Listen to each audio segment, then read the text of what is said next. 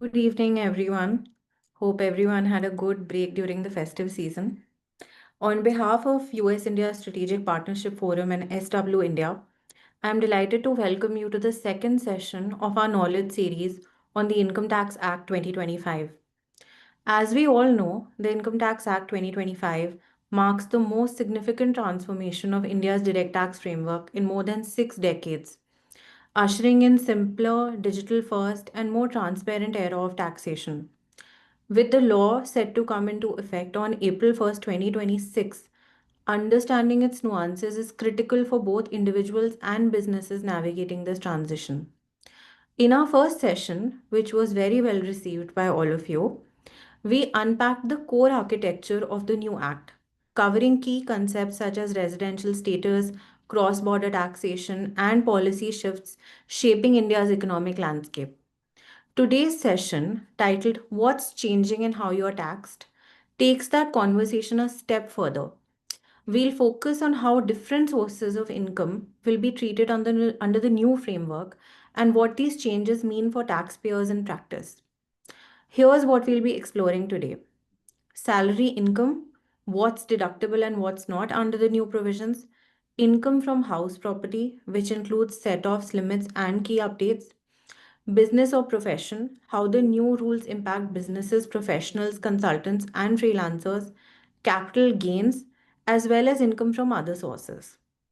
To help us navigate these changes, we are once again joined by our two seasoned experts from SW: Nitin Jain, who is a chartered accountant with over 25 years of experience across sectors, including manufacturing, telecom, IT, ITES, oil and gas, and pharmaceuticals. His expertise spans cross-border M&A, transaction structuring, due diligence, supply chain structuring, and international tax planning. We also have with us Ms. Pankuri Seth, who is also a chartered accountant with expertise in corporate and international tax advisory, litigation, regulatory compliance. She has advised leading tax companies on structuring, corporate restructuring, and transfer pricing, and continues to contribute thought leadership across key taxation topics. We are very glad to have both of you with us today. We are also thankful to Kunal Mehra, managing partner and co-founder of SW India, who has over 24 years of audit, advisory, and taxation experience, who is leading this initiative. Thank you so much, Kunal. We are grateful to all of them to guide us through the technical and practical aspects of how income will now be taxed under the new law. With that, I'll hand it over to Pankuri and Nitin to take us through today's discussion. Over to you, Nitin. Thank you. Thank you, Shah. Thank you so much. This is our second webinar in the series, wherein we are trying to navigate the new law, which is going to take effect from 1st April. We have been used to, for more than 60 years, understanding the Tax Act in a particular form and fashion. And in that series and in that chronological order, we have tried to explain the differential between the residency, between the deemed income, and the charitable activities, charitable institutions in our last webinar. Going forward, in the current webinar, this is how we are going to plan to understand how the different heads of income are going to be computed for the purpose of taxable income. And this is how we have understood the Income Tax Act in the last 65 years. I think taking the similar sort of view, this is how the government has also maintained the continuity. They have gone with the similar sort of thought process, wherein they have taken the heads of income in the same sequential series, how it has been in the Income Tax Act 1961. So me and my colleague will try to take you through with the changes, or if there are not changes, then what has really changed in terms of the numbering or the more clarifications or the more clarity in the wording of the language of the new Income Tax Act 2025. I'm asking now Pankuri to take it over and start taking through the audience on the different provisions under the different heads of income. Yeah, Pankuri, we can start with that. Hi, good afternoon, everyone. So, as mentioned, under the 1961 Act, Section 14 classified the total income under the five distinct heads, which is salary, income from house property, profits or gains from the business or profession, income from capital gains, and income from other sources. The Act 2025 Act has also, through Section 13, continues the same five-fold classification, thereby reaffirming the established structure framework. This continuity has clearly demonstrated that the legislative intent of the Indian tax law or the authorities was to bring the new act was to simplify, modernize, and enhance the interpretational clarity. And it was never an intent to change the substantive principles of framework of taxation that was governed by the law since 1961. The first head of the income, which we will be discussing today, is the income from the salary. The charging provision of the salary basically dealt with under the Section 15 of Income Tax Act 1961. The main principle that the 1961 Act tell was that the salary was taxable based on the principle of due or receipt, whichever was earlier. That means the salary becomes chargeable the moment that it is either due from the former or a current employer, or it is actually received, whichever occurs the first. The 2025 Act has basically retained this principle in the same intent or the effect. The only modification that the authorities have introduced in 2025 Act is that the provisos and explanations have been reorganized into distinct subsections to enhance its readability and interpretational clarity. Similarly, the long-standing exclusion, which is related to remuneration paid by to the partners by the firm, has also been remained and carried forward in 2025 Act, contains taking the principle and retaining the principle that the relationship between the firm and its partner is that of a mutual agency and not of that of the employment. So I think what it really means is that the new act, which is going to come in force, it doesn't really alter the substantive tax treatment of salary. The fundamental principles, what we have understood for last so many years, is gonna continue to remain the same. Is the fact that they are gonna have more clarity. The provisions are gonna get more organized, and this is what we're gonna see in the subsequent presentations, wherein there were certain exemptions, there were certain deductions which were codified in Section 10. For the purpose of clarity, they have moved into the relevant sections where the salary is getting computed. So this is what the government has tried to make it more logical, more cleaner, and a more reader friendly format.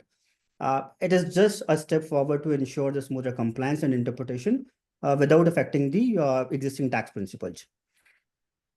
Yeah. The next which we are covering is the deductions available from the while computing the income under the head salary.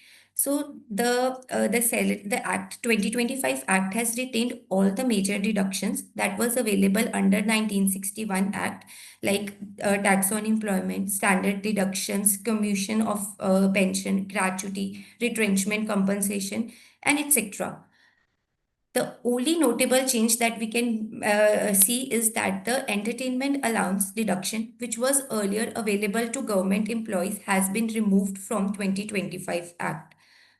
Apart from this, all the quantum eligibility conditions or the computation mechanism for the deductions have remained intact under 2025 Act, thereby ensuring that the salary taxation stability for the taxpayers in 2025 Acts also. Yep. So, as I said earlier, effectively, if you look at the framework is the same, the deductions are substantially the same, except for the deductions which have become redundant. But also, the key factor or the key thing to note down is that if you look at the gratuity deductions or the gratuity exemptions or the leave encashment or the VRS related or the leave exemptions, all things which were earlier codified in Section 10, they've all brought back into the related sections for salary computations, so that there's no confusion. So there is no miss out when we are looking at the salary computation in there. So effectively, the structure enhances clarity, continuity, and ease of compliance. is what is the theme, is the mantra which is getting continued here. Yeah. So Section 17 of Income Tax Act, which covers the definition of salary, basically cover wages, annuity, gratuity, advance salary, perquisites or profits in lieu of salary, pensions as a key components covered within the definition of salary. These components have been considered and retained in same intent and form in the into 2025 Income Tax Act, thereby preserving the substantive scope of the salary, which means that no new inclusions or exclusions have been introduced, and therefore all the forms of monetary and non-monetary compensation that was flowing from the employer to employee, which were covered earlier in 1961, has been carried forward to in 2025 Act. The only change is that the drafting has been simplified in order for people to understand and interpret easily. The second concept which has been covered is the profit in lieu of salary. This concept basically means that payments received by the employee, though not the part of their regular salary, but arises because of the employment relationship, also has been retained in same form and intent in 2025 Act. This means that the principle that the compensation on a non-recurring payment received by the employee from an employer in connection with his employment will be taxable under head salary has been remained intact. The only thing is the in 2025 has done is that they have simplified the drafting and have reorganized the clauses and shifted the keyman insurance policies reference to Schedule 2 for easier understanding and interpretational clarity. So essentially, there is no change in the tax treatment or scope. It's only a cleaner presentation and a modernized structure that improves readability while keeping the intent and the scope of the law same, what has been there. Yeah. The last that concept of that is covered under head salary is the taxation of the perquisites. So perquisites, basically the all the terms or the items which were taxable under the heads perquisites, like rent-free or concessional accommodation, benefits available or amenities available to directors, expenses of employee borne by the employer, or ESOPs treatment, sweat equity shares treatment, all this taxation has been retained in, has been carried forward in same substance in 2025 Act. Similarly, even the exclusion or the exemptions which were available from the definition of perquisites have been retained in same format. The only change is that the definitions of salary, profit in lieu of salary, and the perquisites, which was covered under only single section, Section 17 of 1961, has been bifurcated into three separate sections for easier understanding and for easier understanding and making it easier for readers to interpret and get an understanding and clarification. So essentially, that's what it is for the salary, right? Yeah. So no change in the limits, no change in the new components of salary income, no change in the deductions. So everything is remaining the same. It's more organized, but with the same continuity and stability in the law.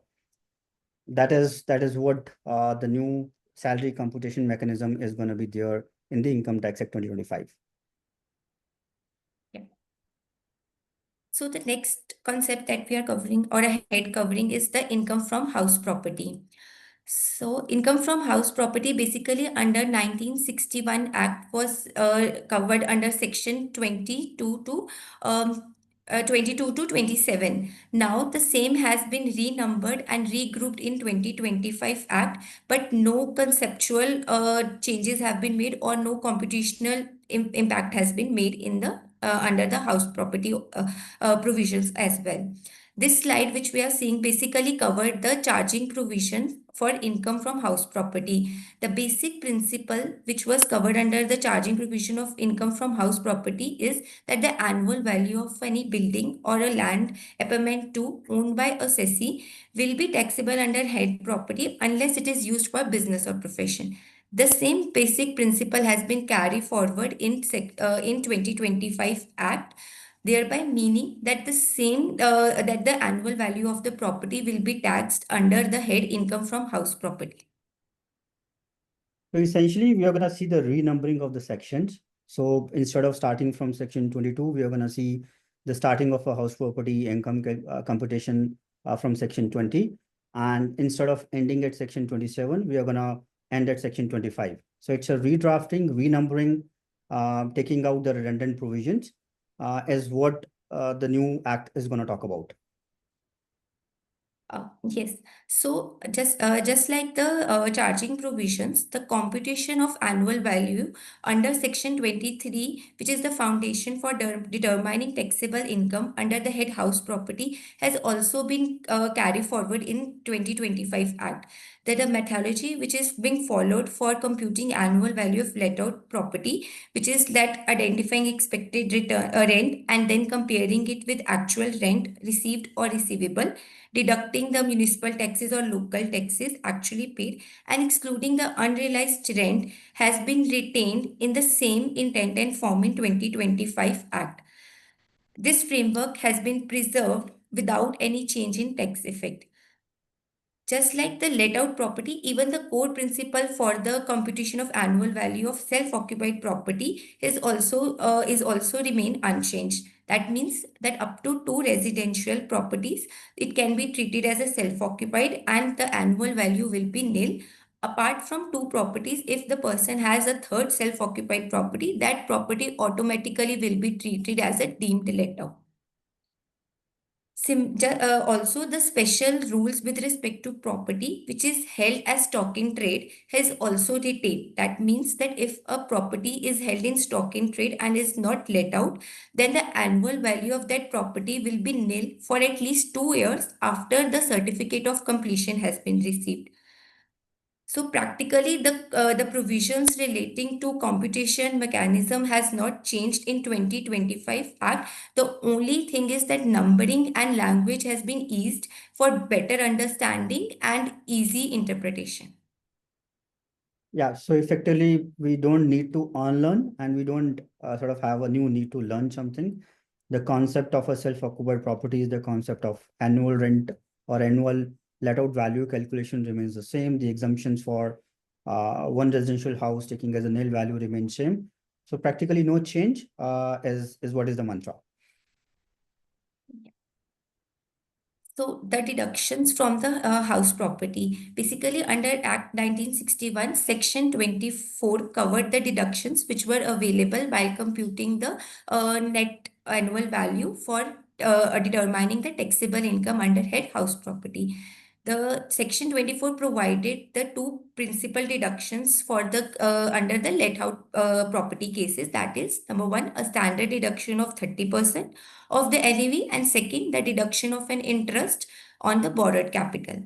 These provisions has been and these benefits have been followed even in the 2025 Act.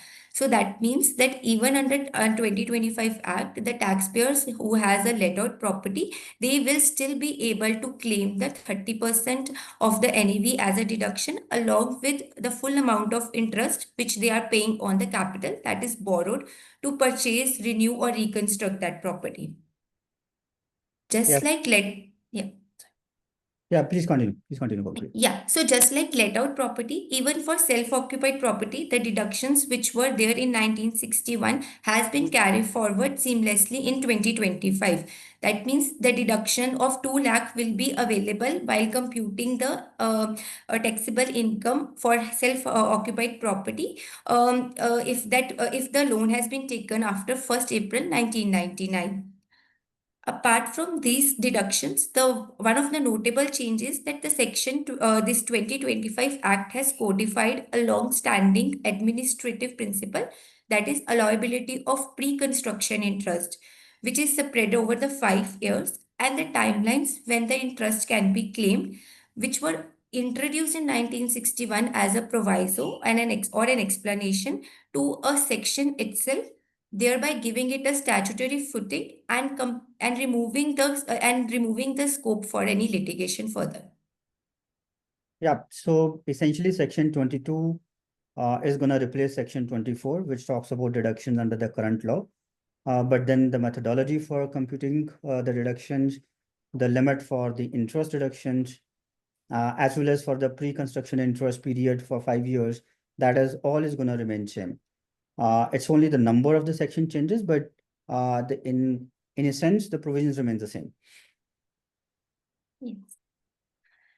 Then Section 26 of the 1961 Act dealt with the taxation of co-owned property.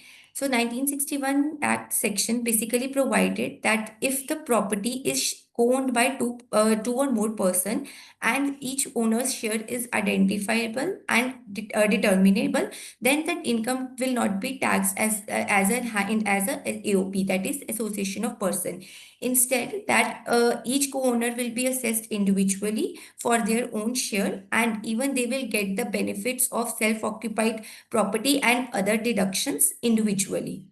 The 2025 Act has retained this principle in same substance, but under Section 24.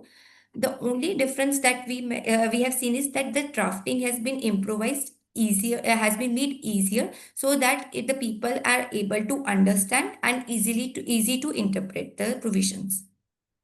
Yeah, so it's a clarity. It's again uh, clarifying as well as giving the continuity and the surety that the EOP is not gonna kick in till the time the defined shares are going to be there in the co-ownership of the property.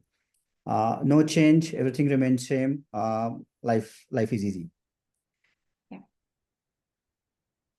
The last concept under the head house property is the deemed ownership concept. So, deemed ownership basically was introduced in the 1961 Act to provide that when a property is actually it is basically means that even the person is not owning the property, but if he is enjoying the benefits of that property, then the income from that property will be taxed in the hands of that person. Just like if a property is transferred by us to a spouse or a child, then the income will be taxed in the hand of an individual only. Similarly, if the property held as part of imperitable assets, if it is allotted to cooperative society by a member, or if it is held as a part performance of a contract. The 2025 Act also has retained the same principle in the but with the only the language has been simplified and has modernized. The one of the basic change that has been seen is that the provision has now explicitly emphasized on the concept of beneficial ownership, clarifying that the person who enjoyed the benefits of that property or an income, that income will be taxed in the hands of that individual. Apart from it, one notable change is that the earlier reference to local taxes, including service taxes, has now been moved to a computation section itself, making it easier for clarity and for giving better structure. So essentially, what we are seeing here is the intent and the tax impact remains unchanged for the house property owners, for the computations. The provisions for the deemed ownership continue to uphold the long-standing doctrine that substance prevails over the form, with the 2025 Act serving only to streamline the expression and the language and reinforce the conceptual clarity.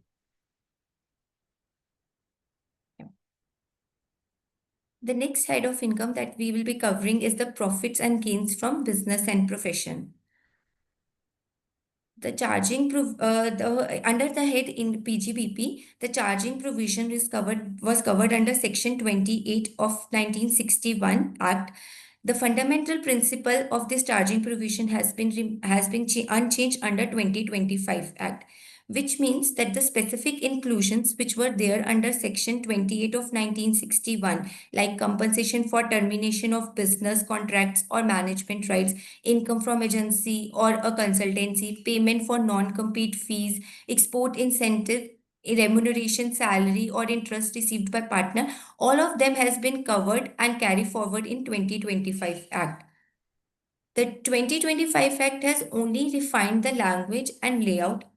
They have only consolidated related clauses and have codified exclusion, which was earlier in the proviso as a separate subsection within the Act itself only. So, simply that Section 28 is has been shifted as a trend to Section 25 of the new 2025 Act. So essentially here also, if we see the overall theme, it is all about continuity, but it is also about placing all the related provisions in a continuation manner, in a seriatim manner. Section 28, which was the earlier charging section, is now become Section 26 under the new law. But in the forwarding slides, we'll also see that whatever was the redundant provisions, so like Section 32 A, 33, 32 AC, that the provisions related to the investment allowance or the provision relating to certain deductions based on the investments or based on setting aside certain profits, which are no more relevant, has been absolutely and fundamentally deleted under the new law. So that has been the theme, and that is what we see, that continuity of simplifying, and something which is not relevant is not going to get codified under the Tax Act. Yeah, Bangli, we Yeah. can start with the next. So the next we are covering is the deductions. This is the one of the notable change under section under 2025 Act. So basically these deductions related to revenue expenses, repair and insurance were ran into three different sections under 1961 Act. That was Section 30, which covered expenses for premises, then Section 31, which covered repair and insurance expenses for machinery, plant and furniture, and Section 38, which covered basically the proportionate disallowance when the assets are not used for business or is used for non-business purpose.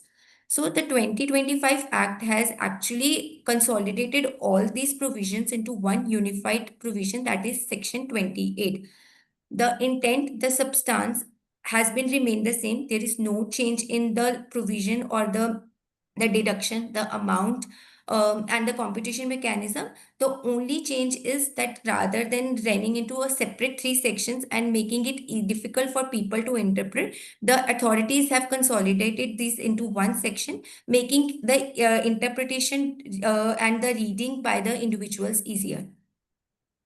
Yeah, so that's one part of the story. And as I had said earlier, there are old sections, Section 32A, which is on the investment allowance, Section 33 2AB, which is on the investment deposit account, 32 AC, which is for the investment in new plant and machinery, 32 AD, talking about again in the notified backward areas investments, the development repair under 33A, development allowance under 33A. So all of those provisions which are no more relevant, even under the existing 1961 Act, they have not found any place in the new Act, which is going to come effect from April 2025. So it's all about removing what is redundant and keeping in a synchronized manner what is more relevant in the current law. So now the next concept we discuss is allowability on payment basis. This is one of the most important compliance like provision for the businesses. Under 1961 Act, this was basically covered under Section 43B, which provided that certain deductions will only be available if the amount has been actually made and not merely when they accrue. This included taxes, duties, employers' contribution to PF, bonus, interest to financial institutions, leave encashments, etc. The 2025 Act has consolidated these rules in Section 37, but the main principle that the deduction will be available only when the actual payment will be made has been retained even in 2025 Act. The only changes like numbering has been changed, making it easier to and the drafting has been simplified so that the people with it is easy for people and individual or taxpayers to understand. So the Section 43B has become 37, but the fundamental principle that statutory payment has to be allowed on a payment basis still remains the same. That's what it has been. So deductions are available on a real cash outflows and not basis the book entries. So those core principles in 43B continues to be there in Section 37 now. Yeah. Then coming to the concept of actual cost, which remains a cornerstone for computing the depreciation and other return and the determining the written down value of assets.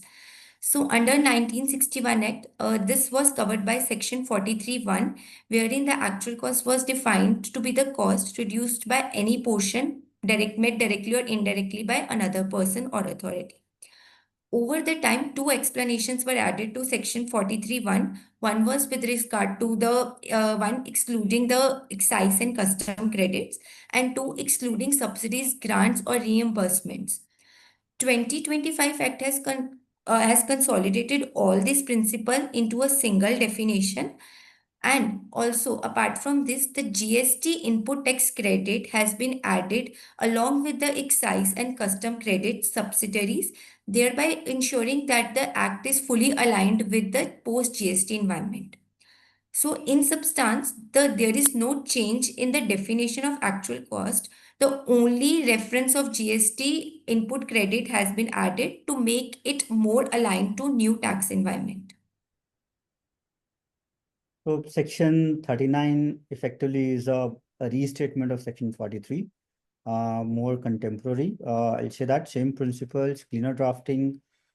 And what it really means is that the actual cost should reflect the assess's economic investments in the assets, which is net of any cost met by a third party, including government, any subsidy, any reimbursement.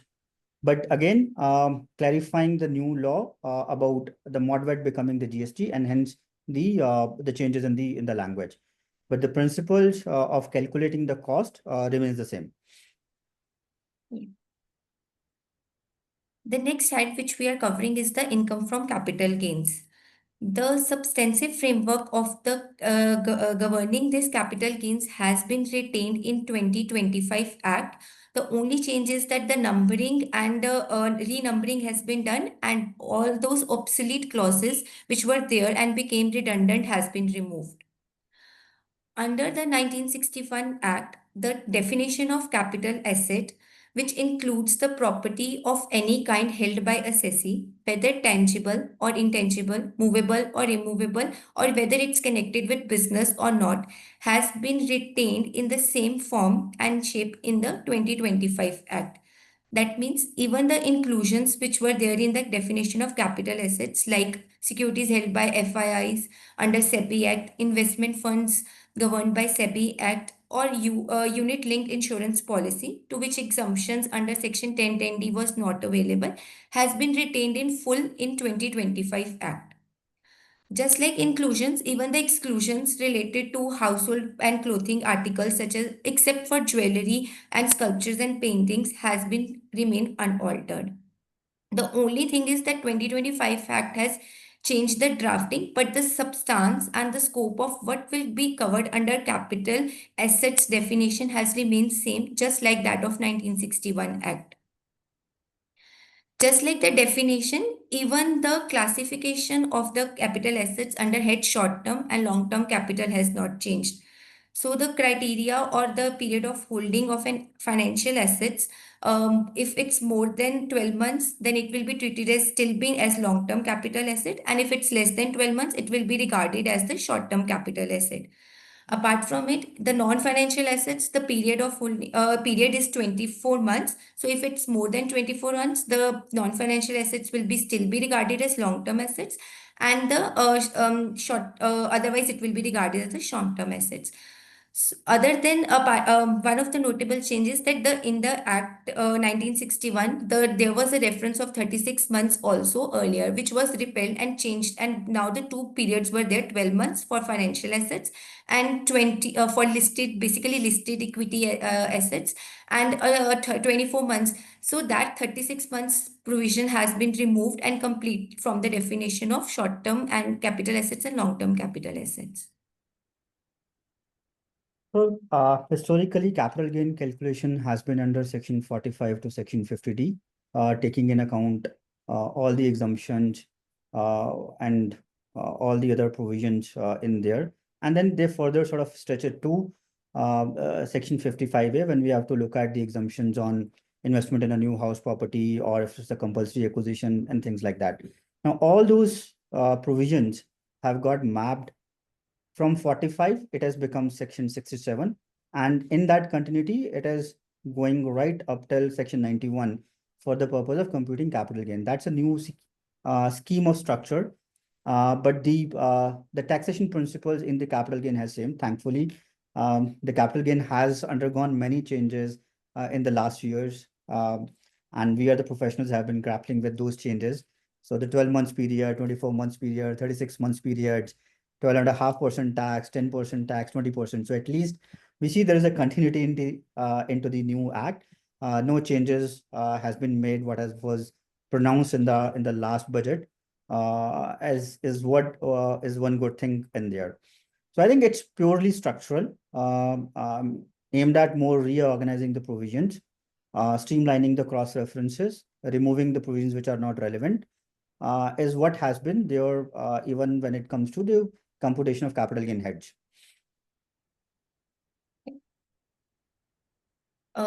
Next concept, the definition of transfer. So under 1961, the definition of transfer, which was covered under section 247, was the foundation for determining the chargeability of capital gains.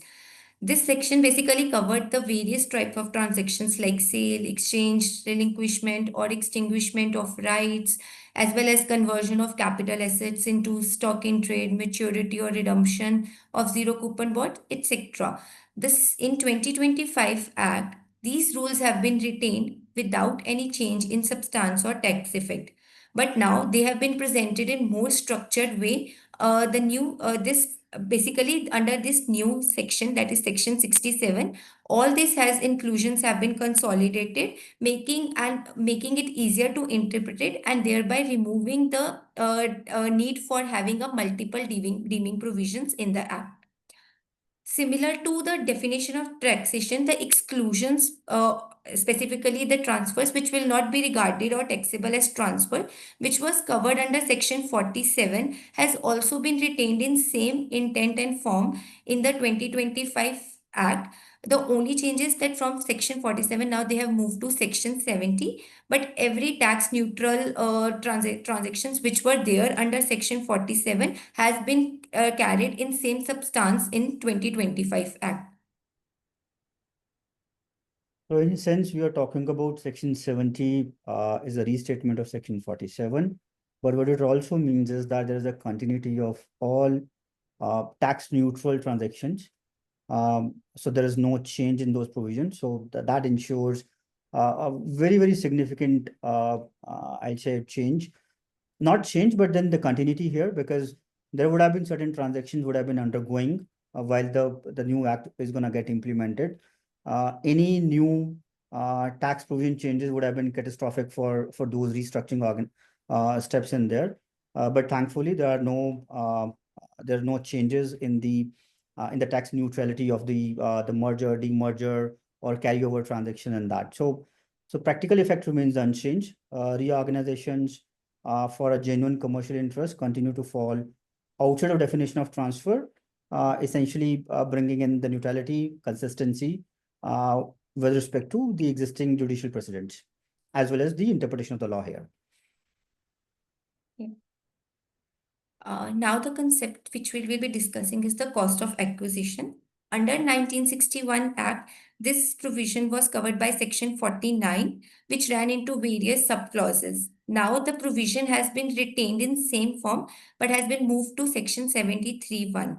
But the basic principle that has been remained the same. That is that means that the cost of which the previous owner has will continue to be the cost in the hands of the new owner. That means there will be no step up or no reset. Also, the number of transactions which were covered in the 49 has been covered in the same form in section 73 of 2025 Act. So essentially, no change has been the mantra and continues like that. Yeah. The other important concept under the capital gain is the slum sale, which was covered by Section 50B of 1961. The slum sale basically means transfer of one or more undertaking as a result of sale for a lump sum concentration. That means not an asset to asset transfer, but a whole lot of assets, liabilities, and along with that business customers transfer, which will be basically considered as an undertaking. This concept of slum sale has also been retained in same form in section under the 2025 Act, but in section 77. So basically, the conditions with respect to computation of tax under the slum sale with regard to full value of consideration minus net worth, the computation mechanism for computing net worth, and even the period of holding when the asset will be considered as a short term or long term in case of slum sale has been retained in same intent and form in 2025 Act.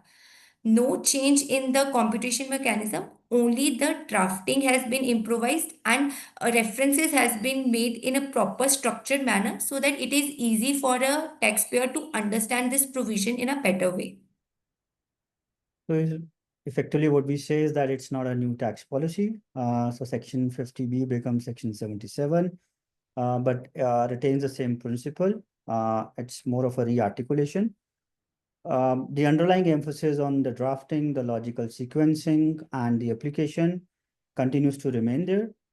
The tax outcome essentially remains the same, what has been there in 50B versus section 77 and D in the new law. So all in all, the life remains same when it comes to the sale of slum sale and the resulted gain and the taxability on that. Yeah, so just like slum sales, even the provisions relating to transfer of assets by a firm to a partner and or a partner to a firm has been retained in the same form in 2025 Act.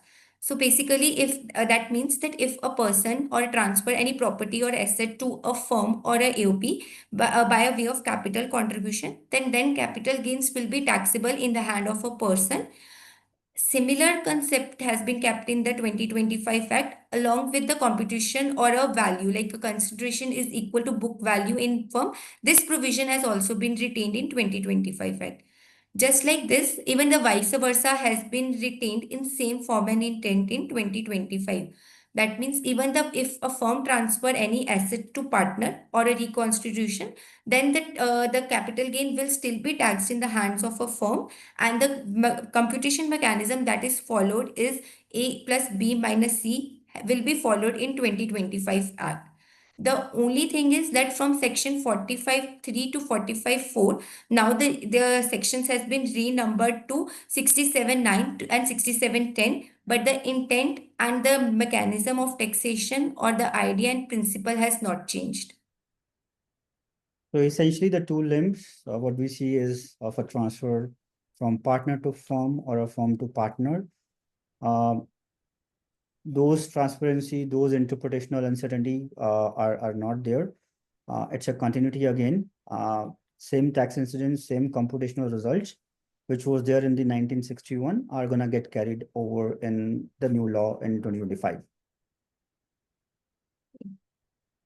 The last head that we will be covering is income from other sources. Under 1961 Act, this head ran under the provisions of section 56 to 59, but in 2025, this is now covered under section 92 to 95.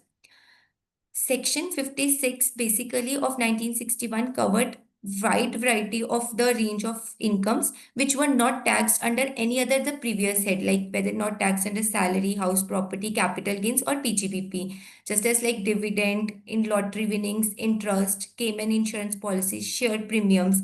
So this provision was actually kept on became complicated in the 1961 as many new provisos explanations were added. So the government, in order to ease and simplify this section, has introduced in the new act the section 92, wherein the provisos and explanation has been codified as a separate subsections within the same section 92. The major refinements which have been made is like the gift tax provisions has been consolidated into one clause. Angel tax provision, which has been repealed from April 1st, 2025, has been removed completely from the Act. Even the reference of Cayman insurance, business trust distribution, and life insurance proceeds have been shifted to a separate schedule, making it easier for the people to interpret and understand. Yeah, I think we can continue on this, Pankaj. So what I Yeah. see is very clearly that the redundant provisions has been removed. The numbering has changed, but the government has followed the same principle of continuity of a tax policy, and taking out something which is not relevant. Yeah. So as mentioned, the angel tax provisions, which was actually been repealed from 1st April 2025, which was basically introduced in order to tax the companies which receive a premium from their promoters or founders, and that exceeded the fair market value. This provision basically was introduced to bring into the tax credit the unaccounted money, but this was creating a very challenges for the investors who generally wants to raise the funds for their company. So the government with the in the budget 2025 highlighted that this provision is being will be repealed from 1st April 2025. So now under new act, the government, to ensure that these provisions are no longer available, has completely removed the provisions for the act, giving it and simplifying, making it easier for the startups that they can raise the money freely at any valuation, which will be agreed between the investors and the promoters. Just like angel tax provisions, which has been removed, there was section 56 to 10 for taxing the income from the gifts or undervalued transfers. There were these provisions which were ran under section 56 to 10 has now been successfully transferred or carried forward in 2025 Act under section 92 2M. All the monetary limits, the conditions, references, computation mechanism has been carried in the same form in 2025 as it were in the 1961 Act. The only changes that drafting has been simplified, the wording has been simplified so that it is easy for the taxpayer to understand that what the provision means, and there are lower chances of any litigations or issues in interpreting the provisions. Yep. So essentially, 56 to 10 was an anti-abuse, which was introduced by the government. So though instead of going into a SAR or a GAR kind of a provisions, it was a part of the income computation methodology itself. The government has continued the same, at sort of carrying the same anti-abuse principle in the same method of taxation methodology. So logical, organized, fully aligned with what has been already there, and continuity and clarity in expression. So that's what has been continued into this head of income. Yeah. So just like the charging provisions, even the deductions which were available under the head from while computing the income under head other sources has been carried forward in the same substance and intent. The only change is that these pension and gratuity relief, which were earlier ran in clarity or proviso, has been codified within the section itself only, making it easier for people to interpret and giving it a clarity that they are also being the part while and these deductions are available while computing the income under the head other sources. Yep. So that's what it is. Yeah. That's where we end. Okay. So essentially, my takeaway on all this is essentially is that it's a comprehensive redrafting. It's a modernization of the framework, but not a change in the tax policy. If you see all the five heads of the income, be it salary, house property, business or profession, capital gains, income from other sources, the government has retained the same charging provisions, same charging principles. What we have understood in the last 65 years, they have continued the same.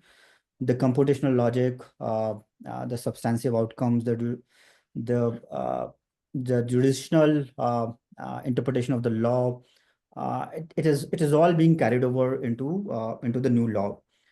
The only I see the change is that it has been reorganized into a more logical modular format with a more simplified language, clear cross-referencing, and also the fact that it's a as I said, it's a modular. Whatever is relevant for a particular head of income, it has been classified. It's been put together in the same carryover manner. So which essentially enhances the readability and the ease of compliance. While redundancy or the transitional provisions have been omitted, which are no more relevant now, every active benefit, every active exemptions, deductions, the housing loan interest benefits, the depreciation, the slum sale computations, the reorganization benefit on the capital gain calculation. So all those remains unchanged in the scope and effect. This only realigns the cost and deduction concept when it comes to the post GST regime for the asset cost calculations. Um, and it is sort of again carry over the angel tax which was removed. It has not been reintroduced.